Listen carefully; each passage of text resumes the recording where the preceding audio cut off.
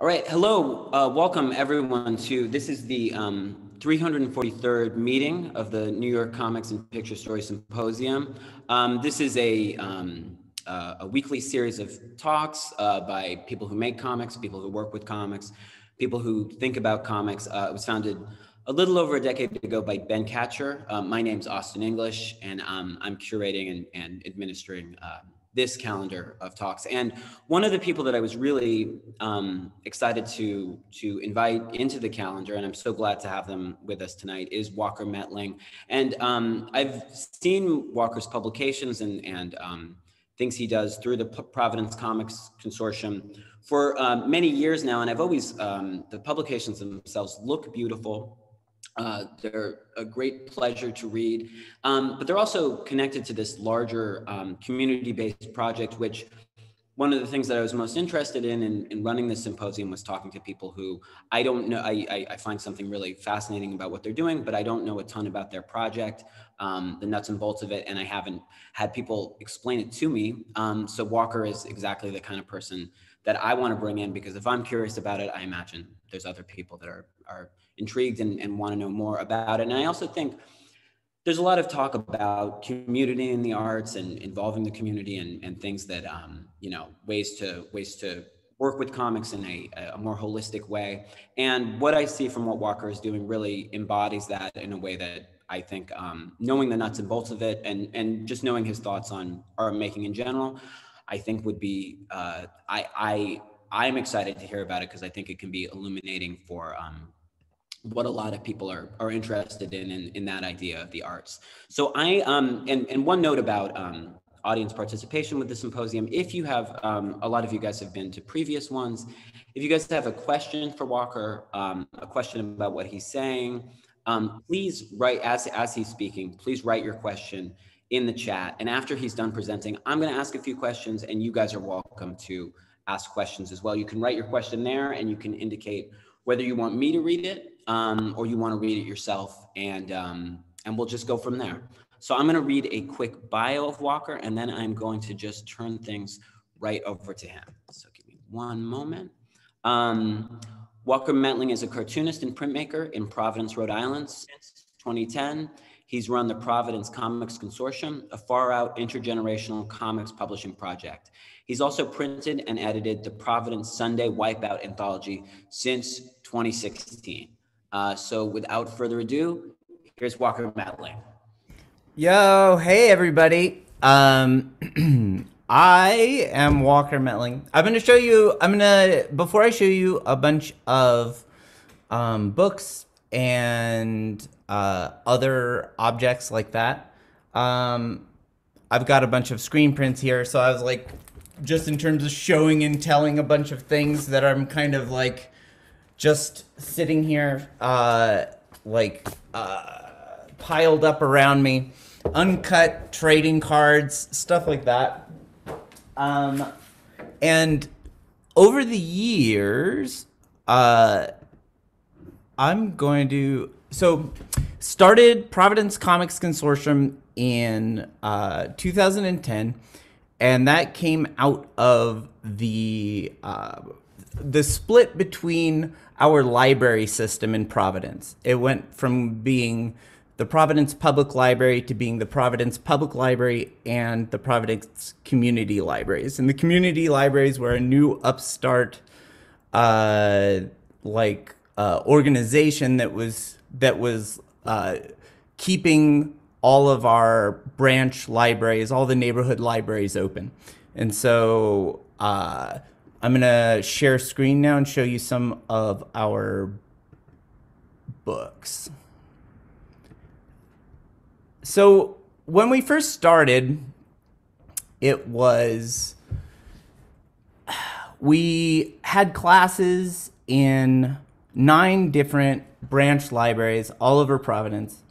And what we did initially was we made these books of all of the kids who came to the comics classes. We'd sometimes have like 20 kids in our workshops, and we'd have them make character sheets. We'd take these books. Here's Chico de Fuego. Like, I ran into the kid who made this character in a grocery store like a decade later, and he's an adult man with a beard, and he's like, oh right, comics class. But anyway, so we would have these character books kind of similar to like the Marvel Universe characters, where it's all their stats and their backstories. And so in class we'd have them make character sheets and have them do like up to as many pages as they could of comics using these characters that they were making up. But we'd take these books of characters to all the other libraries in town. When the Providence Comics Consortium started, it was me and Andrew Esch, another artist, and we were both very much into printing. So these early books were printed on the community offset press at AS220, which is like the community print shop in Providence. And so at the same time, we were kind of using these classes as a way of learning how to use the offset, doing different printing techniques. One of the big things about the Providence Comics Consortium, to start with from our perspective, well, the library's perspective was they wanted to kind of have programming where, you know, that for their granting purposes and stuff, they could get money because this was getting kids writing, getting kids drawing, getting kids into the libraries. From our perspective, though, like using the libraries as production engines for making books that could be checked out from the library. So all the kids got their own copies of the books, but then if they spilled lasagna on their books at home, there is a permanent, in quotes, a semi-permanent version of a book that they made that is check-outable at the library. So doing that was always part of it. So just like having patrons, kid patrons, adult patrons be part of the collection at the library. This one's interesting. This is David Cicilline. So he was our mayor at the time.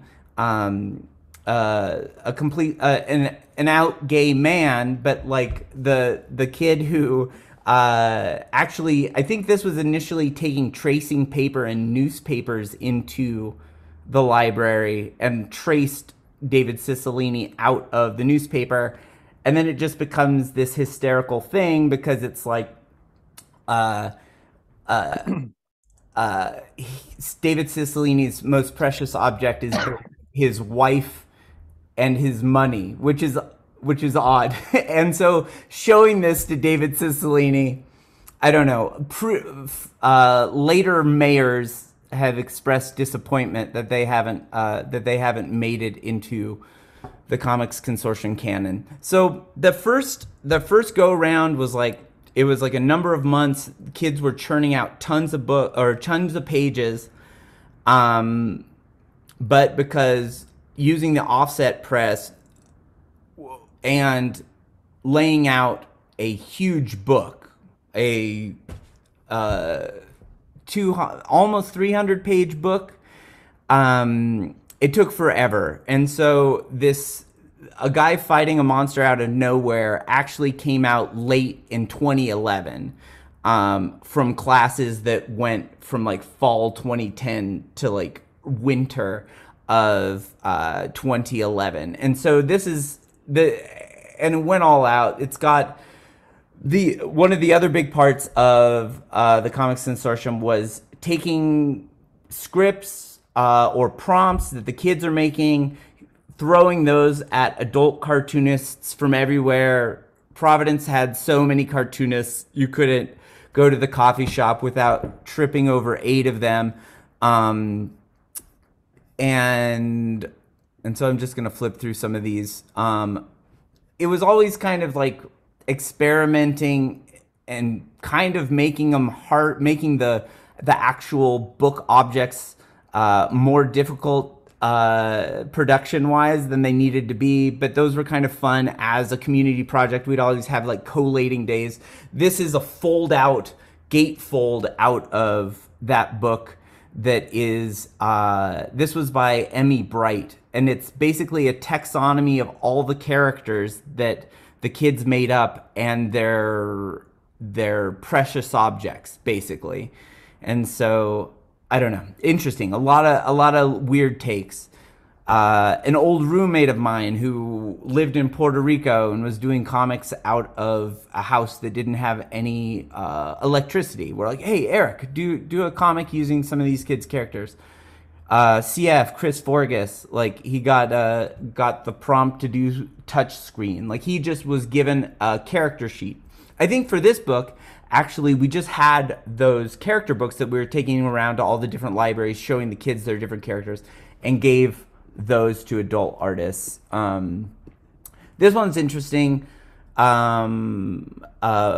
I'll just use his first name. Martin was like he was slightly older than the other kids at the Oneyville Library, and like he would cause trouble, like look at stuff he wasn't probably supposed to be looking at on the computers. So he was like 13, I think, and most of the kids were like 7 to 12 in our comics classes, and so Martin got drug into comics class and just kind of became a staple. But in that first book, he has at least a dozen pages, and they're all premarital pregnancy comics. Like this one is the Apollo 13 parody, but so it's Martin 13. But there's a zombie one. There's a North Pole Santa Claus, Mrs. Claus premarital pregnancy comic. And there's a few others that I can't remember, but he was interesting in terms of philosophically pushing the boundaries of what we were doing. We're like, oh man, okay, well this is fun, but at a certain point, like I think in the zombie comic that he did, we were like, look, this panel, we can't publish this panel in the book, man. But you can choose how it's censored or whether or not you want to redraw it or what you want to do. And he's like, oh yeah, he's like a giant black box over that panel with like censored in white across it. We're like, all right. So I don't know, that was fun. Alec Thibodeau, Brian Chippendale. I showed you earlier Armor Tiger. The comic around it is by Jess Fields, but that Armor Tiger is by Melissa Mendez. That we use the head of the Armor Tiger on a bunch of the flyers with the libraries. Mickey Zakili, Mike Taylor. But so that first year was really rough on me, kind of waiting for that book to come out, because I was like, we had an insane blowout when it finally came out. We had like a book signing in the basement of the Knight Memorial Library, and we just had a line of people that were there to sign books. So like we had like, I don't know, like 40 kids and adults lined up to sign these books, and then we had I think we had like a story event and stuff to go with it. But my daily, in terms of going in and teaching, facing kids and being like, oh God, like, they're like, where's the book? Because like 6 months is like 8 years to like a 7-year-old, an 8-year-old. So that kind of became my speed, became my impetus with it. So this was just in terms of like doing the classes, turning the books over as fast as possible. Like a week later or 2 days after our last class, just like jamming everything into InDesign and putting together a book. This was the second one. I did that cover. It's, I don't know. It was fun. It was fun to do that. And then that's kind of when very specific assignments. So the kids making up assignments for adult cartoonists, maybe, and so we would do it as a group. A lot of comics class kind of functioned as the first half is drawing games where we're all mind melding, and it kind of feels like, I've never been in a Hollywood writer's room, but that's what it kind of feels like in terms of everybody's ideas bouncing off of each other. in terms of the drawing games that are the first half of the class. Second half of the class is them working on their character sheets, working on their comics pages, whatever. But just this was the most insane. We just weren't shy about giving artists insane like prompts to use. So this one was like basically Mickey had to use these characters. General Bob Izakio is like his head keeps changing, and so there's a list of the ways that his monster head keeps changing, and then it's kind of like an Apocalypse Now kind of story. But yeah. And you might see here, so at this point I had like a risograph in my apartment, and I was starting to do the zebra roll things where you're swapping out ink in a single drum so that you can kind of get that color morphing vibe. Ben Nadler was also in that issue. Colonel Toxic, this is a kid named Hero who's like an adult man. Yeah, so just in terms of making things harder and experimenting with sizes. So this is like an 8.5 by 14 book. I think when it was finally time, like, however I was initially going to bind it, didn't work out. There's my hand for scale. And so it was I think this is the first time the risograph ever broke on me, like halfway through a print run. As well, and so this one was a stress book. Faye Thompson, a kid who's now an adult. Julia Gualtieri did this screen printed cover for the third showcase or fourth showcase, I guess, and screen printed. It's a screen print that's like a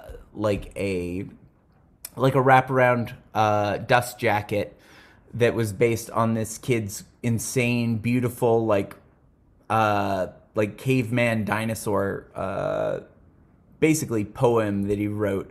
But yeah, so just in terms of getting like insane graphic design, like just like not thinking of it as graphic design really, but just getting like congealing these really fun aspects in terms of like the book making part of it, the actual like architecture of the book. You can see the spine right here. This title page is by Mimi Chinowski, who did like at least a dozen of the title pages for like the next 5-6 years, whatever. But so that you can see in that spine, this was like recycled cover stock, not cover stock, like chipboard. That isn't meant to be folded, that isn't meant to be stapled. But so going down to the recycle center, Khalil Ramirez by Khalil Ramirez. I think I included this one just to like show that they're still kind of always kind of pushing the boundaries of what they can do. They're just like so stifled at school, and then it's like, oh yeah, Khalil Ramirez's power is that he could shoot lasers from his butt, and it's like, yeah, let's keep going. That's not a problem. Like that's not even you're not even testing the boundaries. No Arm Boy, a classic. I just included this so that you could see like Caitlin Callie's version of No Arm Boy. There was a little person with no arms. It was a boy. The boy's arms were eaten off by a bunny. Then the other boy, Donnie, helped him get his arms back from the bunny. Donnie opened the belly and got the arms back. He used a knife. Then Donnie glued the other boy's arms back on. Beautiful, right? Yeah, and so at that point, the books kind of kept on getting bigger and bigger. So like in terms of getting like just maxing out at like 80 stapleable pages. Showcase number 5 got a belly band, and it was 2 books that were belly banded together because the book was at least 180 pages if it was going to be a single book. Olivia Horvath Horvath did the cover for this one. They were all. The prompt was you have to use all these gazillion characters, and they just changed it into these awesome like covers of old record covers. And again, this one was construction wise, like book architecture wise, in terms of like tricking. How can you have like an over 100-page book that you're stapling at home? This one had two signatures that were both stapled into like basically a bone folded flat spine. So it's like as these books are getting bigger and more just more pages, just trying to figure out ways of getting different stuff. And so I think for this one, every kid's character got an adult cartoonist to draw like a cover page for it. Keegan Bonds Harmon is an adult now, had a screen printing business. The Astro Duck on the left is by Paul Lyons. Another Mike Taylor. This was an assignment just from a drawing game that we did that was like, all right, so there's a classic game that's like kind of like a first day game for a comics consortium called 21 Heads. And so everybody around the table just suggests a head. And so this one, the kids were insane and the heads were just so conceptual. So we just like, we gave him those heads and I was like, all right, in 2 pages, can you draw all these heads? And so like the one that sticks out to me right now, just looking at it, a head in the shape of my name. Okay, hold on. My window's blocking it. It's still blocking it. All right. A head in the shape of the first letter of my first name with a face tattoo of the first letter of my last name. And so, yeah, you know, like I hope you can tell that the classes were they were an insane blast to do those classes.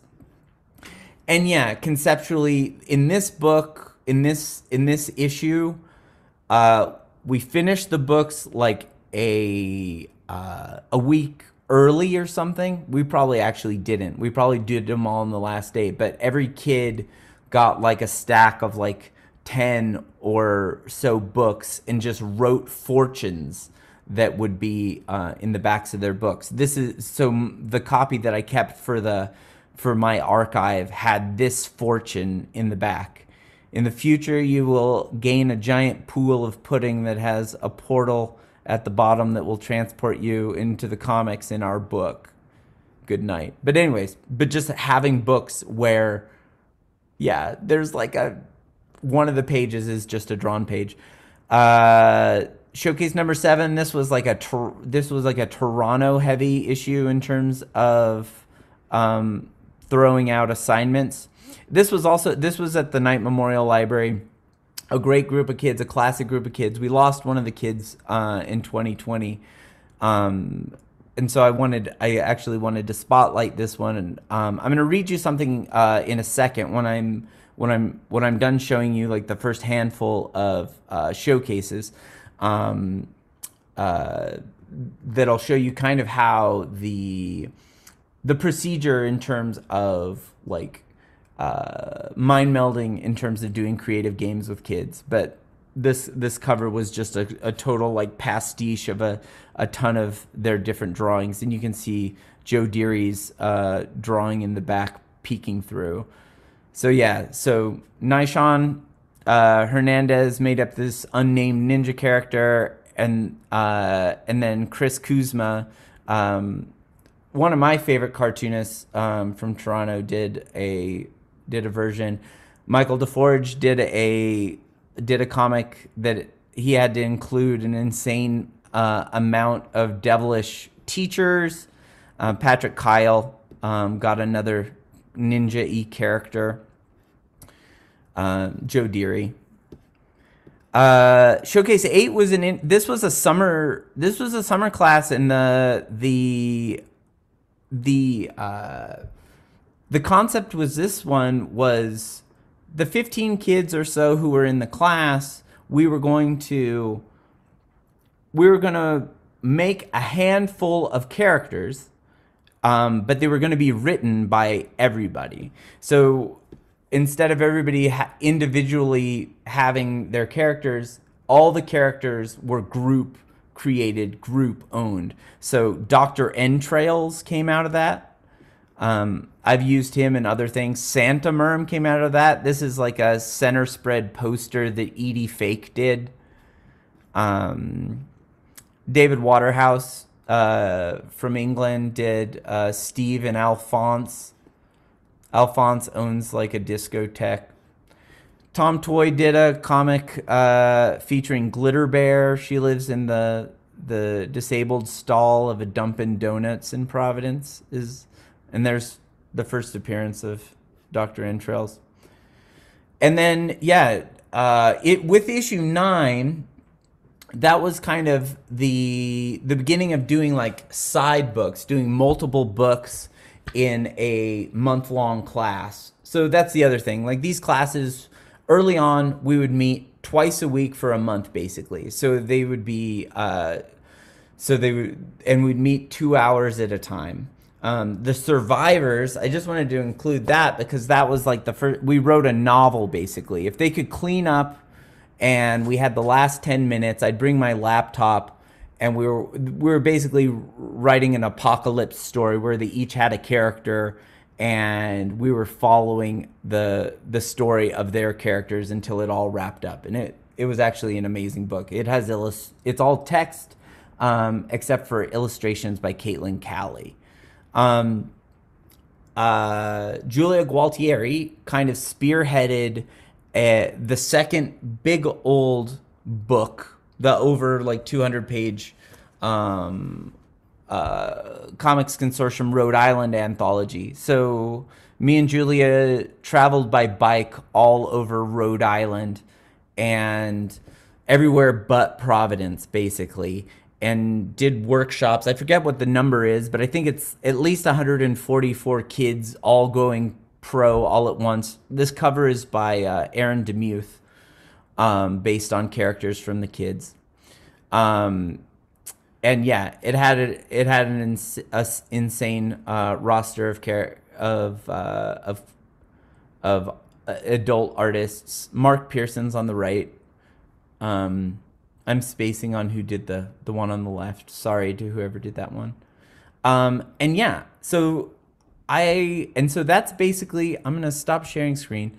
So that was kind of the run of the first 3 years, maybe a little bit more. The first 4 years of the Comics Consortium, and at that point, like the Comics Consortium kind of like spiraled out in a bunch of different directions. We were like an artist in residence for a music festival. So like we made like a 40-foot long cardboard school bus that the community came in and painted, and then we paraded it through downtown Providence, and it got ripped apart in the middle of this. So it was Foo Fest. In the middle of Foo Fest, I think it was during the Malportato Kids punk set. But the next thing I was going to show you, like a little bit into the process of making, like giving an adult artist an assignment for the kids, from the kids, and just what that looked like on the other side. And so I'm going to share this. All right.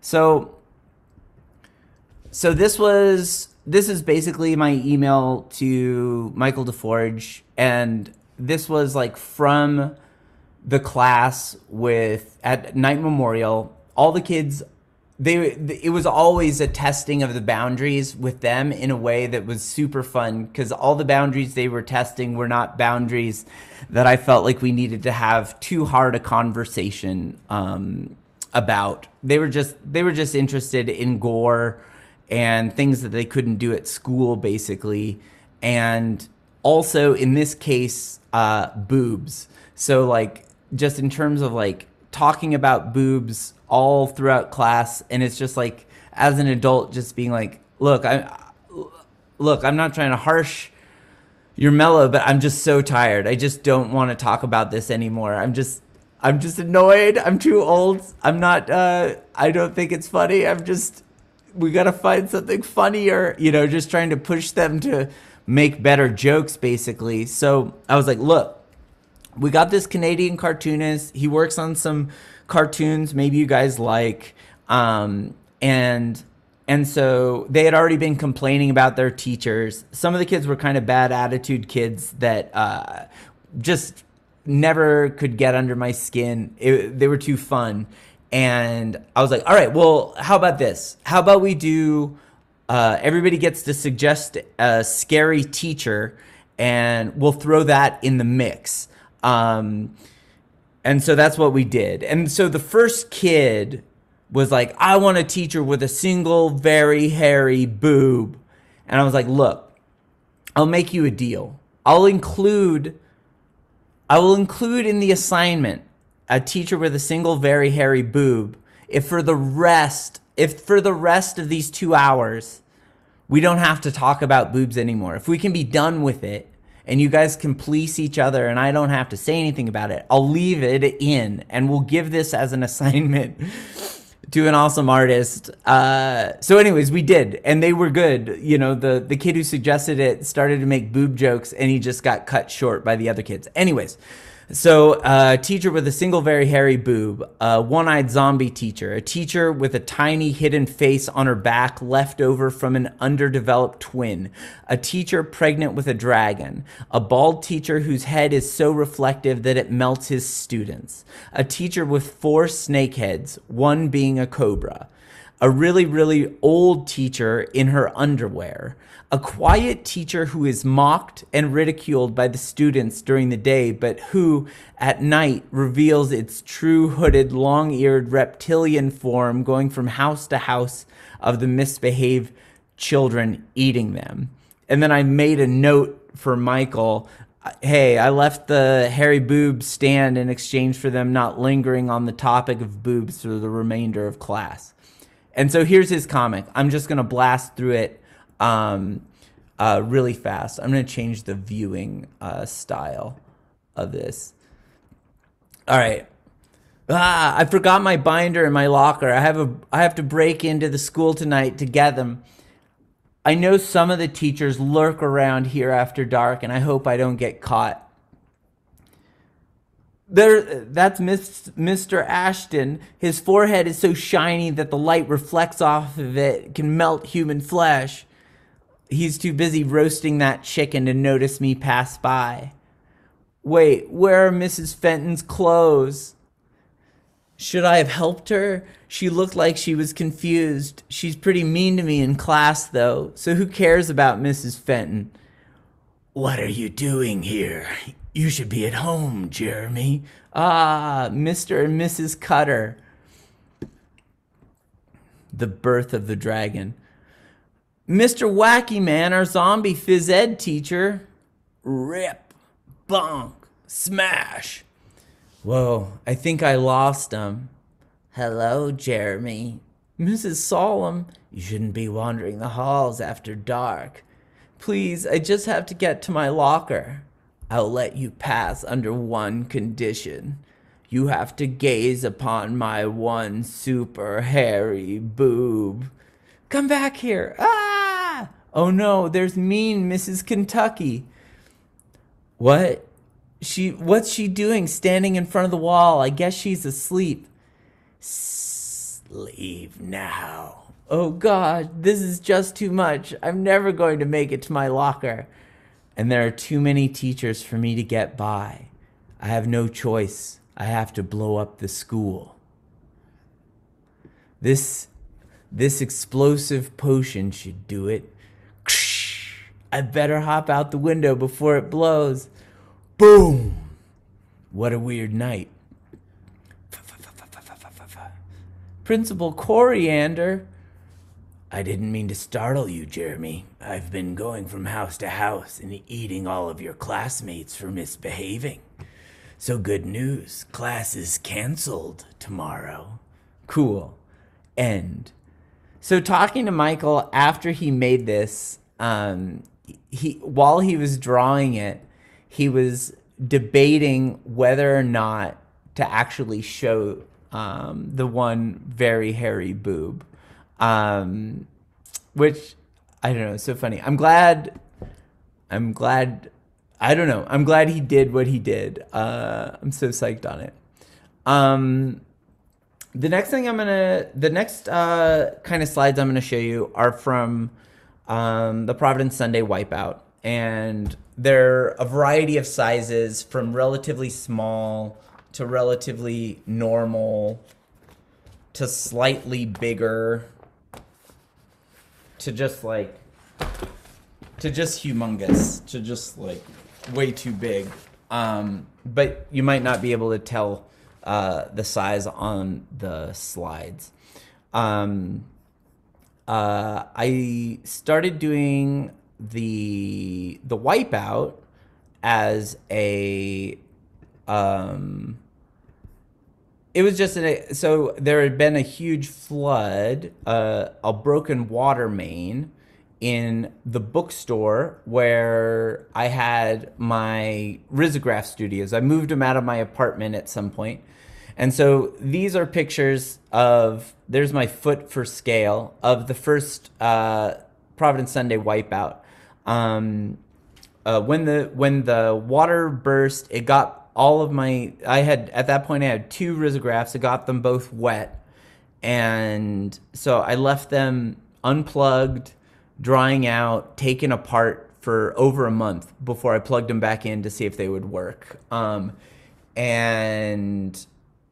the water main burst in the bookstore, it also it filled up the flat files that were in the back of the bookstore. Not my stuff, the bookstore owner Brent's stuff, old zines and old 1930s Providence Journal newspaper comic sections. They were beautiful, but that's not something that I was super interested in at the time. I was like throwing out tons of stuff as well, and Brent was like, hey, do you want these wet newspapers? And I was like, no. And then it was like late at night, and I was like throwing out more Comics Consortium books that had been flooded, and all of the 1930s newspapers were frozen at that point, easier to deal with when they were frozen. And I actually took them home and hung them up on clotheslines and let them dry. And so that was just seeing the Hal Foster Tarzans, which I had never paid any attention to, is what was the inspiration for this. So I would do the covers.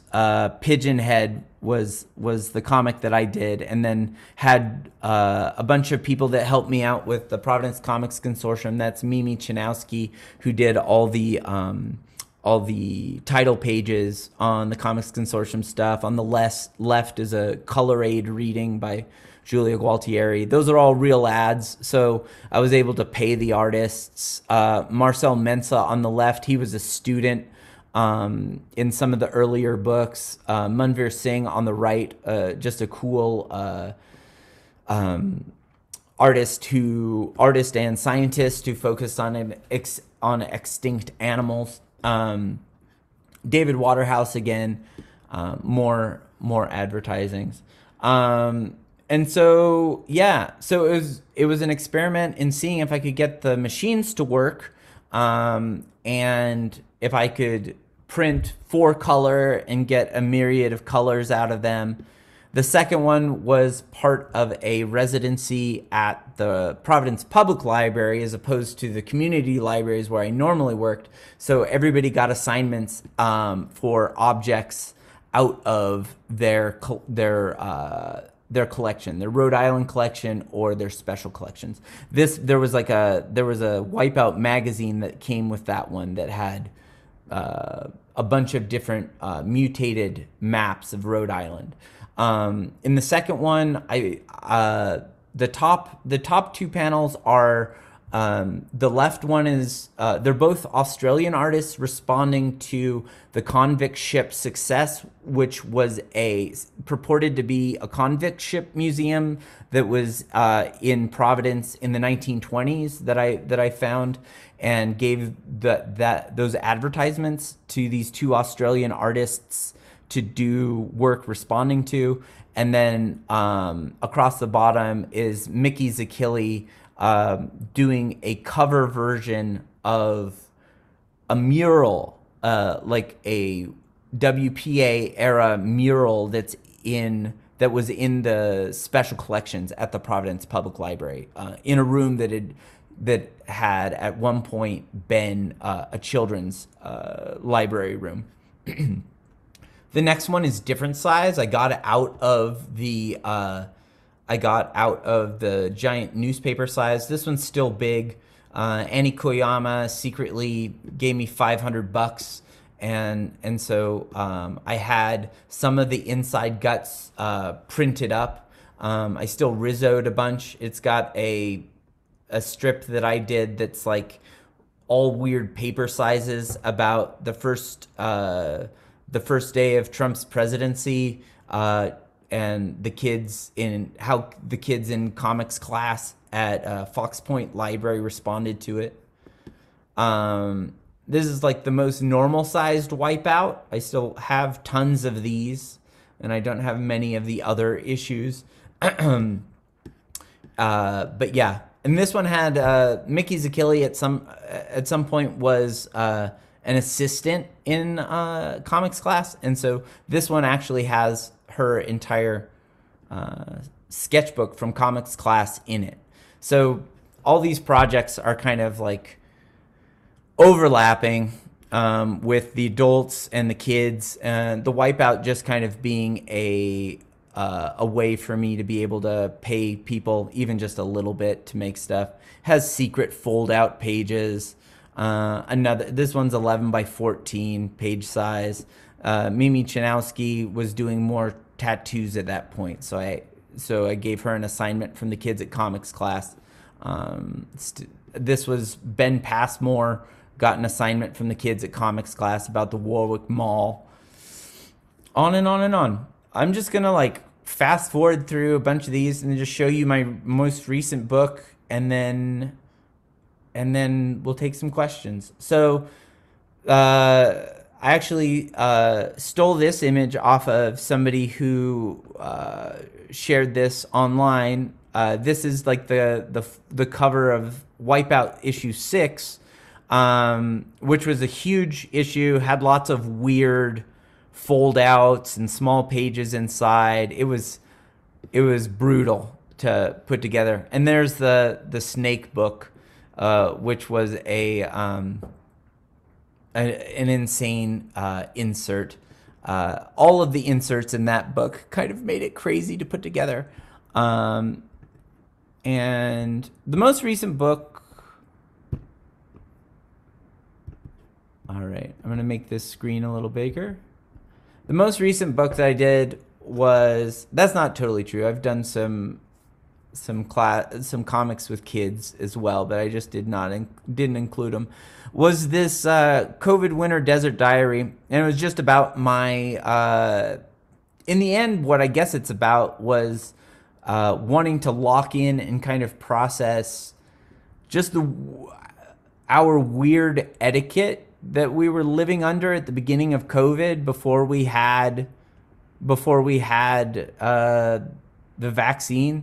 I like traveled out to stay with my parents during January 6th protests. I was like flying, and so watching it on silent TVs in the airport, and was like, at the time I was reading like Mickey Mouse newspaper strips from back in the day, and so I was like, oh, I'll fill it in with 4-panel strips as I go. in between these big spreads. And so this is another weird one where this is 8.5 by 11, but its spine is on the 8.5 side. But yeah, it's just about like seeing my parents after being locked up for a year and kind of hanging out in the desert. And yeah, I don't know. So that's the most recent thing. And I don't know. I think that maybe that's where maybe we can talk, Austin. What do you think? Yeah, definitely. That was beautiful. Thank you, Walker. That was great to see. I have a bunch of questions that I wrote down as you were going. I encourage people, as I maybe asked the first one, to write their questions in the chat. Or I tried to self-edit. I realized I I had like two more. Oh, not in a bad way, but just like, oh, geez. All right. But yeah, I had a few more slideshows that I was like, wait, no, let's do it. Let's talk. Well, now I should tell you to do those few more slides. No, it's all good. Yeah. Well, the first question that I kind of had to you as you were going through things is, you doing these classes. I was really curious about what attitude do you see kids coming into the classes with about not just about comics, but about art in general, and about sitting down and being encouraged to work on these things. What kind of like preconceived notions you see that they have, if any, and maybe how those attitudes change over time? Yeah, well, it depends. All right, so I'm writing it down.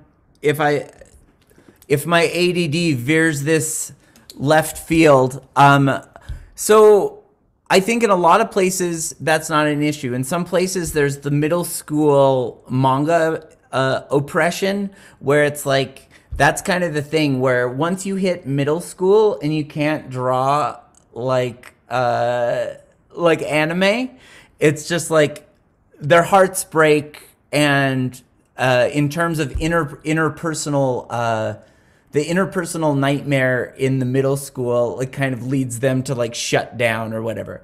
But that goes earlier in certain communities. Like you notice kind of like,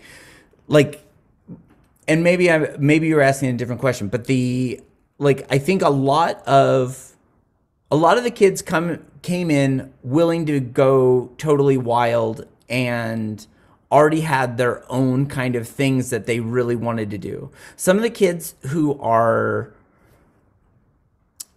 the way their brains are set up, where they're maybe more antisocial and maybe super, like I just came to work on my comic like I do every day when I go home, and I work on my comic at home. Sometimes having these drawing games and using a timer. I use a timer a lot.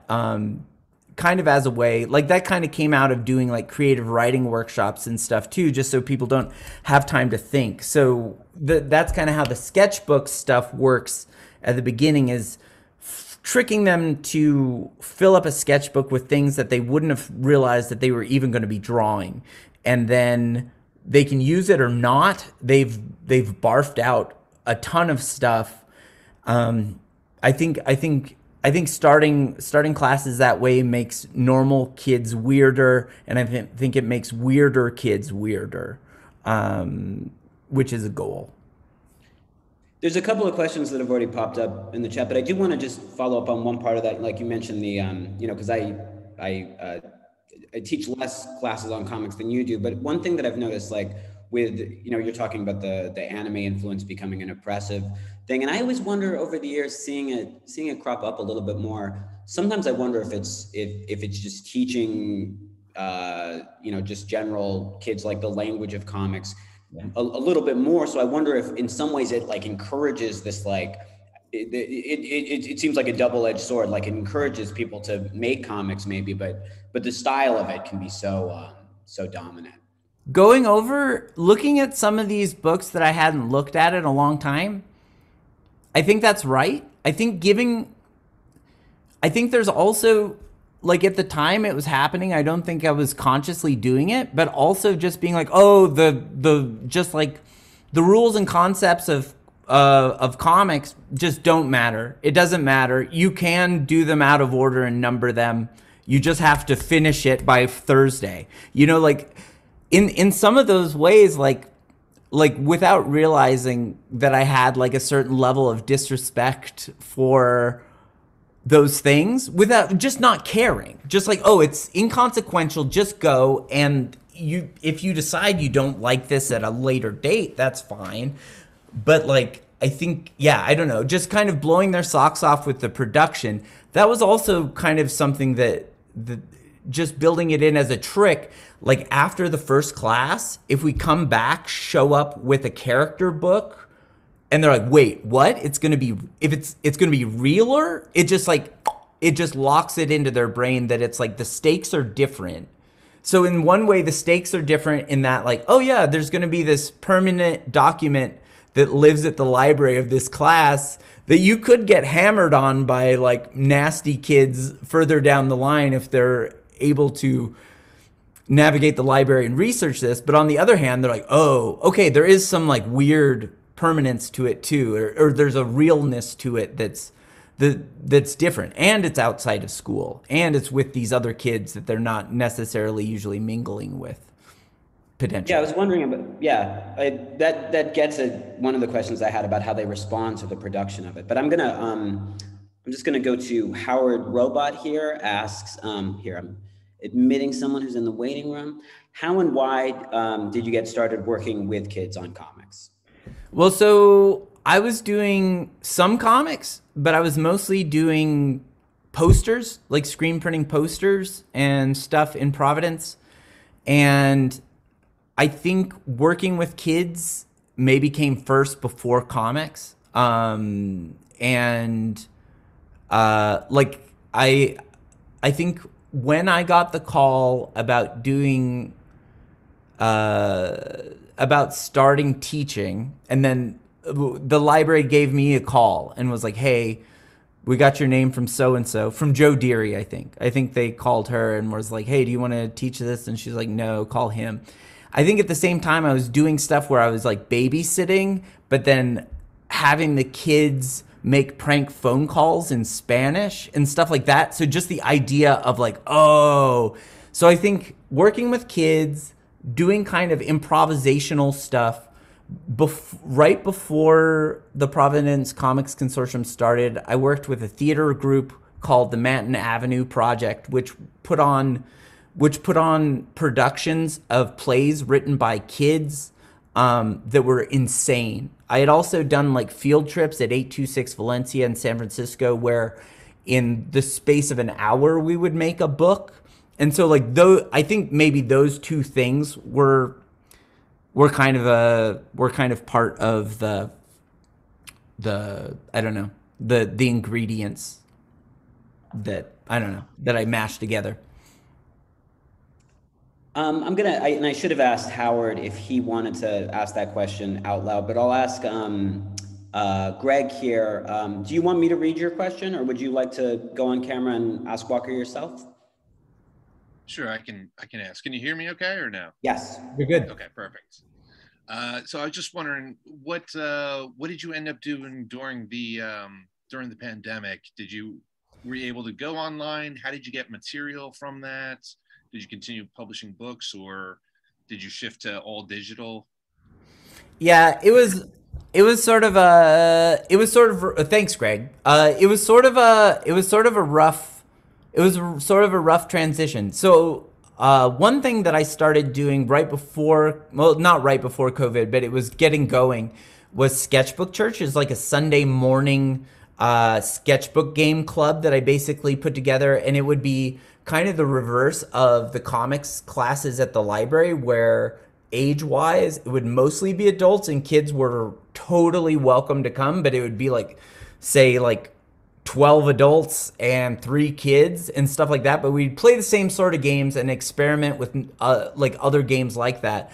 And so I think I had done like 3 or 4 sketchbook churches out of what was like the Rhode Island State Art Council state. It doesn't matter. I got them out of order, but they I think they ponied up money for like 20 in a row. And so I was like, okay. And it was that Sunday. And then that Sunday it was like, oh, not going to do it. There's stuff in the news. It's getting weird.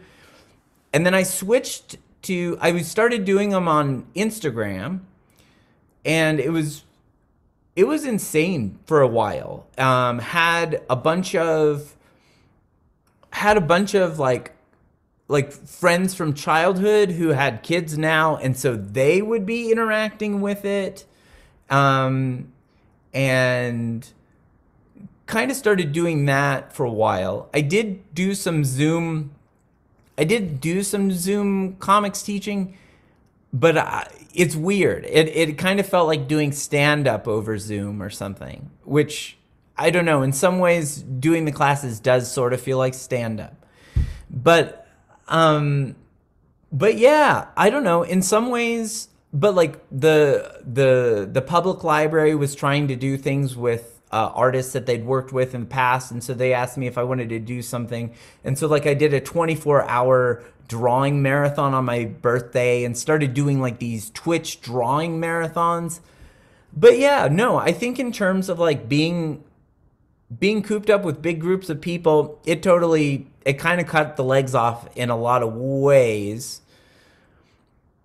But you know, those examples that I threw out, and then you know, I forget half of the things that I'm working on anyway. So I'm sure there was other things that I was working on. But like when I was doing the COVID book, I think that one was like, I could kind of tell that the things that were happening that seemed so like kind of what the social rules on the different things were starting to like firm up and become one thing. I kind of just wanted to lock in just when it was confusing, when we didn't know how many masks to wear. We didn't know what to do at the airport. We didn't know if people jogging by, people being furious with each other at the grocery store. Anyways, blah, blah, blah, blah, blah. But yeah, things got weird. Thanks for that question, Greg. I'm going to read Generoso's question, and he says, loved your presentation, Walker. Beautiful books. You mentioned partnering with Foo Fest, AS220, and it made me wonder, as Providence has always had such a great DIY experimental music scene, if you've had other collaborations with Spaces bands to showcase your kids' work. Yeah. So that's a great question. Thanks so much. Early on, that would be so good if I was like ready to go. But like when we were handing out those original character books, like we had Emil Bielecki, we're just like, hey, can you do songs? Can you do some songs? And he did like 12 songs based off of like kids' characters. Did an amazing. If you look up my name on YouTube, I'm not prolific in terms of putting up anything on YouTube, but those are up there. And I would suggest Time Stopper. Time Stopper is a great video. But yeah, and you know, just like trying to throw assignments and stuff like that at everybody we could. Have done like at historic homes, even like that's sort of different than noise musicians, but like have gone to these like fancy dancy historic homes, like the old governor's house, the Lippitt House, and they were doing a series on etiquette again, and so we did like some drawing workshops there, just really rude goofy things in this very hoity-toity space, and they were psyched to do these weird things. But yeah, we've done a lot of, like, most of the institutions have done different weird, we've either done workshops in them or do like paper mache mask making stuff. We're the Providence Comics Consortium as a overarching label gets abused. Sometimes it's a single person, sometimes it's a huge group of people that are like doing so, like, for whether or not it actually has to do with comics, sometimes we're just making weird masks and stuff like that.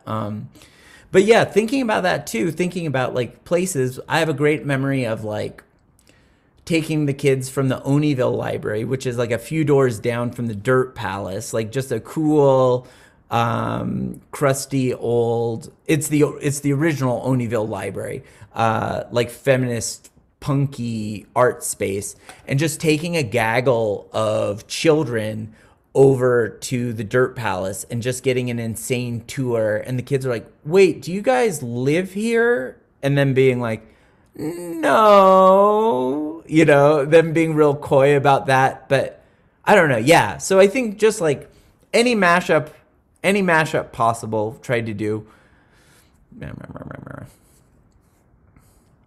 There's another question from Greg, and thank you for that question, Generoso. Greg, do you want to ask this on camera again? Sure. It's just another quick one, Walker. The class is such a great way to create connections in the community. I was wondering if you would talk about what you've seen created both in Providence there, or just the larger. You're involving so many cartoonists, from everywhere. Like, what is that brought out? Do you see, or what's the strength in that? Or yeah. No, I appreciate that. Well, so it's that weird thing, right? So in terms of like I've been doing, I'm gonna say something that's not an answer to your question, and then I'm gonna circle around and try and answer it. So like recently, I did a fun for my screen printing stuff. I went and did a residency up in Maine, and met a metalsmith, a blacksmith, who lived in Gainesville, Florida. And I was talking to her, and she's like, "Hey, I do lots of workshops. Do you want to do a workshop?" And I was like, "Yeah." And so we met up down there, and this was a workshop for adults, like at the local, I don't know if it was a community college vibe, either way, at a local college. And it was a sketchbook, scrap metal welding class. And so we basically did Comics Consortium games in sketchbooks. I'd have half of the people, and she would have half the people. She was doing like welding 101 safety in like the welding bays, and then we would trade out, and then we would like open the bay doors, and like we had collected all this scrap metal for the last week, and they would just weld these weird monsters and weird stuff like that. And we treated it like a competitive television show, like reality show or something, which the comics classes are kind of like that too. But just like in terms of using this weird corner of things that I've kind of like been experimenting with for so long, and just tossing it into like Gainesville adults who want to take a welding 101 class. Circling back around, I think like in terms of like, there's a lot of kids who are really psyched to see adults doing a version from an assignment where the kids have given an assignment to an adult, and they're like, "Oh, this is awesome." There's tons of kids who don't care about that part of it at all too. I think maybe the most valuable moment in terms of like seeing into the brains of the kids was Emmy Bright, who did that taxonomy in the first big book of Precious Objects. She came in and interviewed all the kids about what they liked about the class, what was different from doing stuff in schools. And one kid, and there was these two brothers, and they were both like mostly sports brothers. They would usually not be able to do comics stuff because they would usually be loaded up with sports, and one of them had an injury, so that's why they were with us. And like the one brother was like, it was so cool because he was like kind of stretching at the words, and he was like, the weird thing about this class is he's like, I'd never quite realized that my brother had a different imagination than me before. Just like these weird drawing games at the beginning where it's like these games where things are getting thrown out, like that example with all the million different heads, playing 21 heads, and like they're like, oh, but what if it's a lobster head with a moon circling it? I was like, all right, you got a minute to draw a lobster head. You just like nonplussed. All right, you got a minute to draw a lobster head with a moon going around it. I think that was kind of one of those things that was like, oh yeah. And I didn't say it about in terms of like giving adult artists assignments, but what I meant to say was like, you know, it's a gift in terms of being an adult who is famous or not famous cartoonist. Just a weird script, just such a weird thing to like riff on, that it's like, I don't know which direction the charity goes. Like, it depends on how busy people are, really. But like, I think a lot of people were so psyched to get just such a weird prompt and just like do it. For them, it's the same thing. It's like, no, you just have to do it by next Thursday. Like, it doesn't, I'm going to print whatever you do, you know? So like, I don't know, some of those things too. Thank you for that question, Greg. And that's actually a good transition into something that I wanted to ask, where, you know, you talk about which side the gift is happening. And I've wandered through looking at your publications and watching the presentation you did.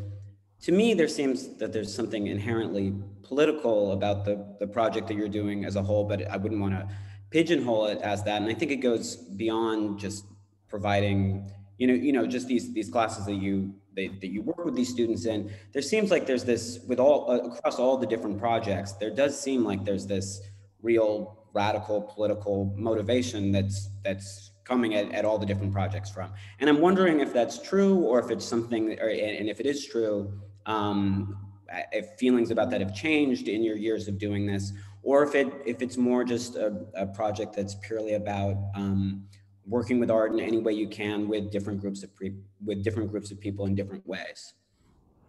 Well, so it's weird. I think it has changed in some ways. I think my perspective has maybe changed in some ways on maybe this, I'm gonna talk as though I'm confident, just so that I'm not going, but on the other hand, but I'm going to talk as though I'm confident, and then so I think going into this, it's that weird thing where you're like, libraries don't have to be boring. It's like, I don't think that they were boring. It's just that weird thing of, at a certain point, everybody just started going there and playing video games on the computers, or watching school fights on the computer or whatever. I think the thing that you're probably noticing is that weird thing where it's like, is it political, or is it like kind of having an ADD attitude problem about like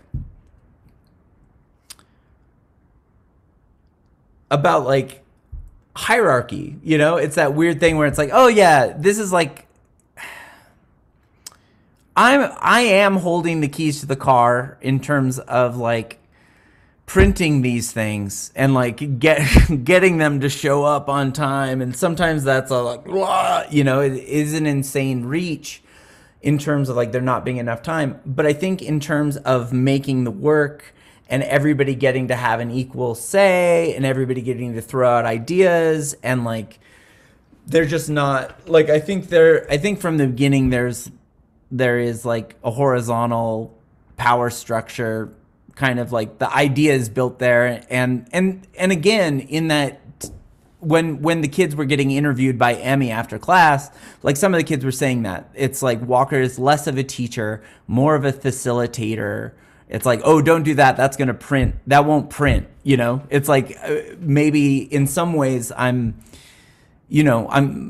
I'm kind of guiding them to directions in terms of like the production, but in terms of like ideas, they can be pretty free. And I mean, that's been my philosophy, is like, look, like kind of anything goes, but like we'll have a conversation. Like I was talking with my mom last night about my 4th grade teacher, Miss Byers, who was an East German expat, and just like me not knowing what a swastika was, but drawing it on the sides of my paper in like 3rd grade.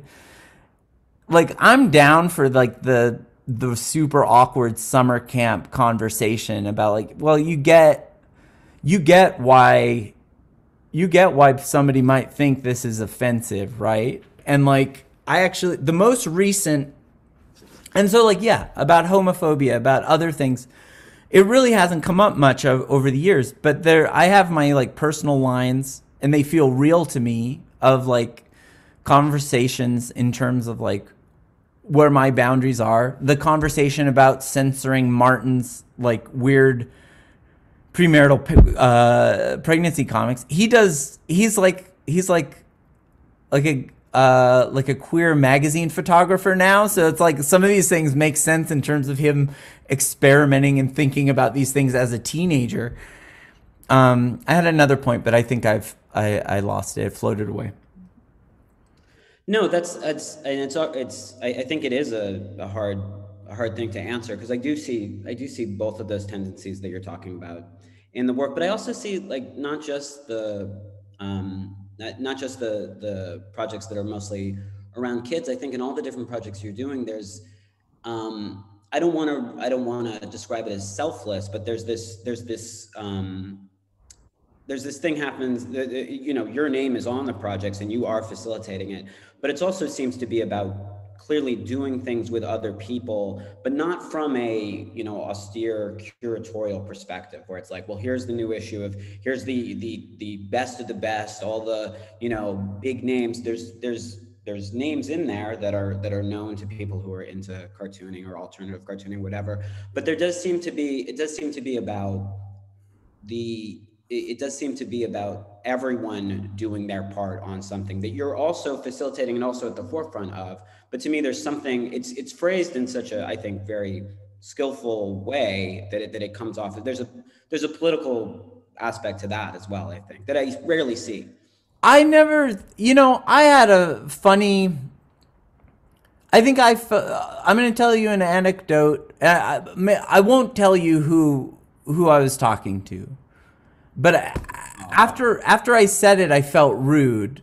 But I think I was a cake, and I think I made I don't think I would have said anything mean, but I think I made like a weird sideways comment to them about just how interesting just how long the line of people were to get their books signed by this particular person. And I was just like, yeah, it's weird. You know, it's weird that they're not, you know, that they don't have some, you know, like I think whatever I was expressing and however I expressed it, I think I was surprised that that the people in the line seemed to think that they were, yeah, like a different species of human or something. And I was like, no, well, I mean, you're down to earth and you're cool and you respond to emails and you know what I mean? And I think I understand it better now. I think that there's beauty in like not everybody having to do everything, which is maybe a problem for me in terms of like making everything harder than it needs to be. But in that moment, he's like, no, it's like these people just like my stuff, and this is my job. I'm signing books for them, and they're psyched to just talk to me, and I was like, okay, yeah, no, I felt like whatever way I had said it, I wasn't being necessarily super generous to the people who weren't coming at this like heavy hitter cartoonist in quotes, right? as equals. And I don't know, but like I said, I don't know. I'm happy to have complicated feelings about that too. Like I'm like, I don't think I feel that every day of the week. No, I totally know what you're expressing with that anecdote, and I think the project that you do, I think is a real response to that way of thinking. You know, I mean, I see the connection, and I think it's clear just in seeing the work. I think a lot of people, maybe if I think people would come to that conclusion from seeing the publications that you do. I'm gonna end, or maybe there'll be more questions generated as I ask this one, but I do think this is a good place to maybe bring things. You mentioned you saw work that one kid did later, but have kids gotten back to you? And this is a question for Paula. Have kids gotten back to you and become cartoonists or done things in the art world? Yeah. Yeah. So some kids have gone off and some kids have gone and as teenagers started screen printing businesses, and like I've helped them in terms of doing that stuff. Some kids have like made anthologies. This is an anthology that this kid Marcel, who's in the first issue of the Wipeout, made, and you know, it has a handful of his peers in it, but then he reached out to a bunch of older cartoonists as well, in terms of curating them into like a weird, like animal themed anthology. And I was like, yeah, I'll help you print it, whatever you need.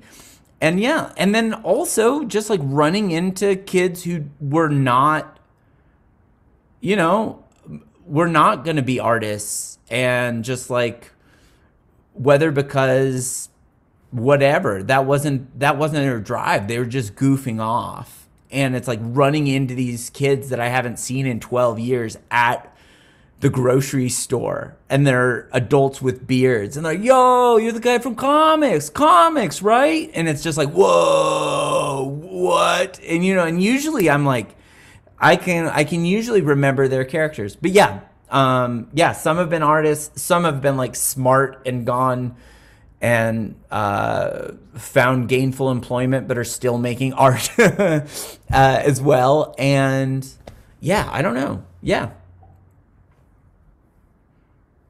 Well, I think that's a great place to end it, Walker. And thank you so much it was a really beautiful presentation. And thank you everyone who asked questions. Did you want to say something else?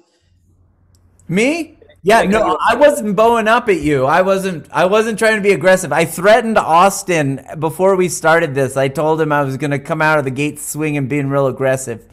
There's still time. No, I really appreciate it. In terms of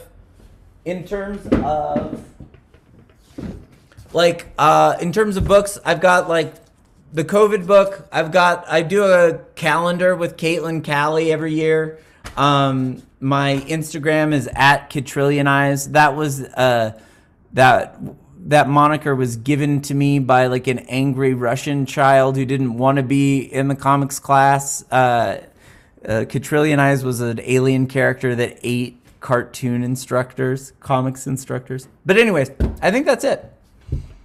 Well, thank you, Walker, and and thanks to everybody who asked questions. We this talk will be posted to our YouTube channel soon, and we encourage you to. The symposium is going to miss a week, but then the week after next Tuesday, we'll have another printmaker and publisher, Caroline Souris from Le Dernier Cri in France, will be speaking. So thank you so much, Walker, and I'm excited to see more from you in the future. Thank you, Austin, and thanks to Ben. I'm excited to hang out one-on-one. Let's hang out one-on-one soon. I can't wait. Woo-hoo! See you soon. Bye. Bye.